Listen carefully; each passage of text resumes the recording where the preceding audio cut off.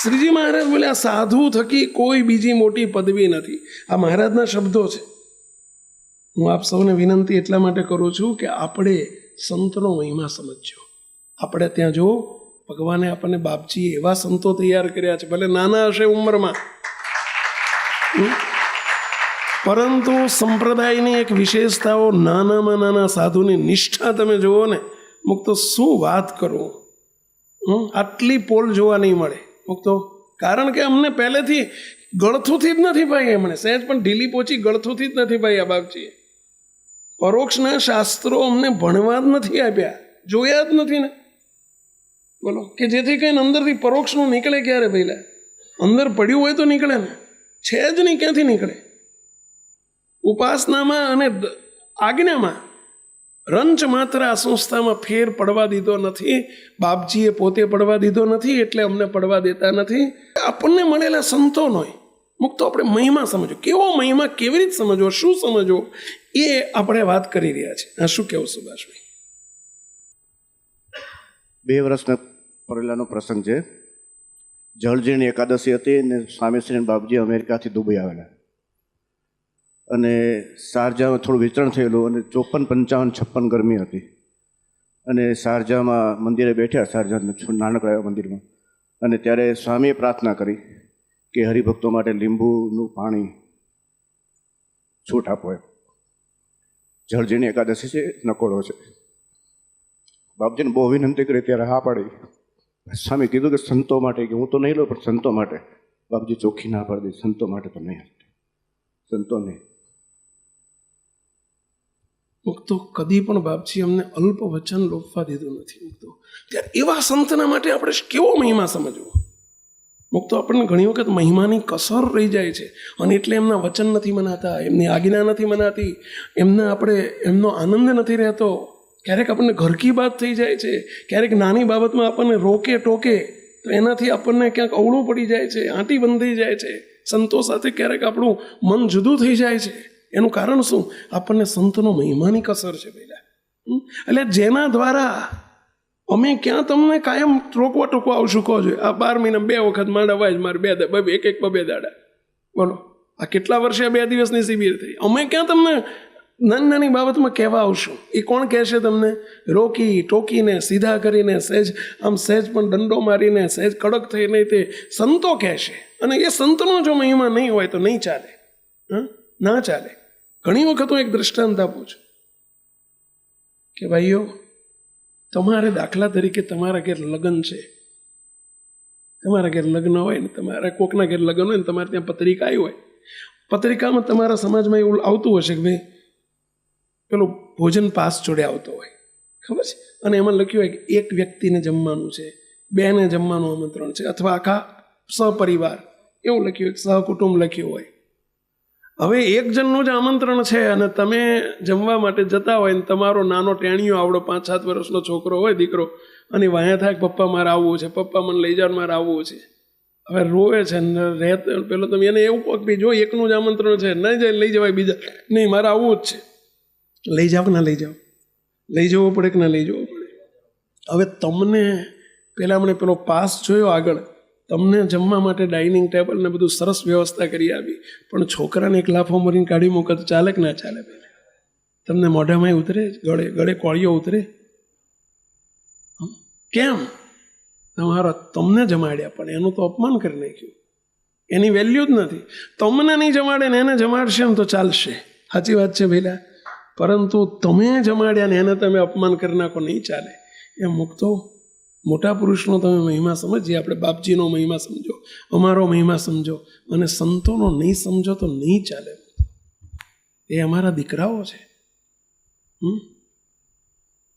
આપણે આવું કરીએ છીએ. મોટા પુરુષને તમે આમાં દોડ કરીએ. હા ભલે મોટા પુરુષ કલ્યાણના કરતલ છે, મોક્ષના દાતા છે, આત્મબુદ્ધિ એમની જોડે કરવાની છે, પણ હેત તો સંતો જોડે કરવું જ પડશે. મહિમા સમજવો જ પડશે, હેત એમની જોડે કરવું પડશે. રોજબરોજની અમારી ને તમારી વચ્ચેની કડી સંતો છે, એ આપણે ઘરકી બાત કરી દઈએ તો નહીં ચાલે ભાઈઓ. આજે આટલો આજે તમને હું કેવો મહિમા મહારાજ સમજતા.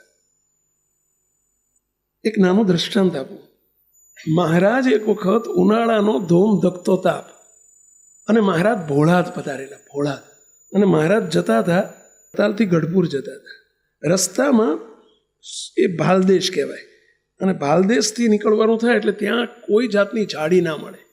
ભાલદેશ આખો સૂકો દેશ, એટલે કોઈ લીમડોય ના જોવા મળે ને કશું જોવા ના મળે.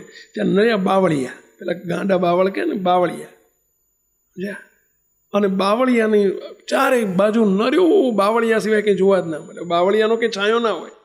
મહારાજ ભોળાદથી જમીન નીકળ્યા. હવે મહારાજ ઘોડી ઉપર બેઠેલા, માણકી ઉપર 25-30 સંતો બધા. એ સંતો પદાથી ચાલે, પગેથી ચાલે. એ જમાનામાં રોડ નહોતા, કાચા રસ્તા હતા. એ જમાનામાં સંતોને પગમાં કંઈ પહેરવાની છૂટ નહોતી. ઉઘાડા પગે, અડવાણા પગે ચાલતા. સમજ્યા? હરિભક્તો જ્યાં ચાલતા અડવાણા પગે, અડવાણા એટલે સમજ્યા ને, ખુલ્લા પગે. આગળ થોડોક વિહામો ખાવા માટે મહારાજ કે સંતો બહુ તાપ છે, થોડોક વિહામો ખવાય જ સારું. મહારાજ આ હુક્કો દેશ છે કે ઝાડ નથી, કશું નથી, ક્યાં વિહામો કરશો? આગળ સંતો પહોંચી ગયા. એક સરસ મજાની 7-8-10 પેલી બાવળીઓ છે, બાવળ, એની જોડે થોડીક સ્પેસ હોય. તો બધા સંતોએ શું કર્યું, એક કૂવો આવ્યો. કૂવામાં એકબીજાના ગાતડિયા લાંબા લાંબા લાંબા કરી અને કૂવામાં બોળી દીધા. બધાના ગાતડિયા કાઢી. ગાતડિયા એટલે સમજે ને, આ મારા ગાતડિયા કહેવાય. ભીના કર્યા, ભીના કરીને બહાર કાઢીને નીચોઈ અને બધા હળંગામ પેલો ઉપર જેમ ચંદની બાંધે ને, ચંદની એટલે સમજે ને પેલો મંડપ બાંધે ને, એમ બધા ઉપરા ઉપરી બાંધી પેલા બાંધ્યા, પેલાની ઉપર બાવળિયા ઉપર નાખી દીધા. સાહેબ ઠંડી હવા આવે, તૈયાર રાખ્યું ને મહારાજ આવ્યા. મહારાજ અહીં બિરાજો. ક્યાં હતા એ જમાનામાં સોફા ને, ક્યાં હતી ખુરશીઓ ને, ક્યાં હતું કંઈ પહેલા? હે મહારાજ એક વાસણ હતું, તપેલું. તપેલા ઉપર મહારાજ બેઠા. આગળ સંતો જોડે, આગળ ગાડામાં તપેલું હતું. તપેલા ઉપર તપેલું નીચે ઊંધું વાળીને એની ઉપર મહારાજ બેઠા. સંતોને કે સંતો બેહો થોડી વાર વિહામો ખાઓ. સંતો ત્યાં વિહામો ખાધા. મહારાજ કે એકાદું કીર્તન બોલો. કીર્તન બોલતા હતા. મહારાજ કે લ્યો અમે લઘુ કરીને આવીએ. બહાર ઓલું જે બાંધ્યું હતું ને, છાંયો કર્યો હતો ને, એની બહાર નીકળ્યા મહારાજ. અને જ્યાં બહાર નીકળ્યા ને મહારાજે ઉઘાડા પગે જ્યાં સહેજ પગ મૂક્યો જમીન ઉપર, મહારાજ એકદમ દોડતા પાછા આવી ગયા. સંતો આટલા બધા ધોમ ધકતા તાપમાં આવી બળબળતી જમીન ઉપર તમે હાલતા નીકળ્યા છો? અમે તો ચાખડીઓ પહેરી છે ને ઘોડી ઉપર બેઠા છે એટલે અમને ખબર નથી. સંતો તમે આટલું બધું સહન કરો છો? અને શ્રીજી મહારાજે પોતાનો સોનેરી મોળિયું હતું નીચે કાઢી નાખ્યું, પોતાનો ખેસ હતો સોનેરી કાઢી નાખ્યો, અને એમાંથી મહારાજે આવડા ચીંદેડા માંડ્યા કરવા. ચીંદેડા એટલે સમજ્યા ને, પેલા પટ્ટા માંડ્યા પાડવા, પટ્ટા ફાડી નાખ્યા બધા. સુરા ખાચર, સોમલા ખાચર, દાદા ખાચર, જીનાભાઈ બધા હતા. બધાએ સંતોને, મારે બધાએ કાઠીઓને કે, એ કાઠીઓ, આ હું ફાડું છું તમને ખબર નથી પડતી? આ તમે તમારી પાઘડીઓ બાંધી છે, બધા એના આવા લાંબા પટ્ટા કરી નાખો, ચલો ફાડી નાખો બધું. અને આ સંતોના પગે બાંધવાનું જ કહો. અને મહારાજે પોતે સંતોના પગે બધું લુગડા બાંધી દીધા. સંતો આવો, મારે તમારી સેવા કરવી છે. અને 2 પગે મહારાજે લુગડા બાંધ્યા. સંતો આવા બળબડતા તાપમાં તમને ફોલ્લા પડી ગયા હોય. કાઠીઓને કે કાઠીઓ કરો સેવા, સંતોની સેવા કરો. તમારા ફાળિયા અધિક નથી, તમારી પાઘડીઓ અધિક નથી, આ સંતોની સેવા અધિક છે. બોલો. અને મહારાજે બધાએ સંતોને 25-30 સંતોને તે લુગડા બંધાય. હવે સ્વામી સંતો ચાલો. મહારાજની આંખમાં દડ આંસુ આવી ગયા. મારા સંતો આટલું બધું સહન કરે છે. સંતની સેવાનું મહારાજ કેટલો મહિમા સમજતા હશે સંતોનો. બાપાશ્રીની વાતોમાં વાત આવે છે,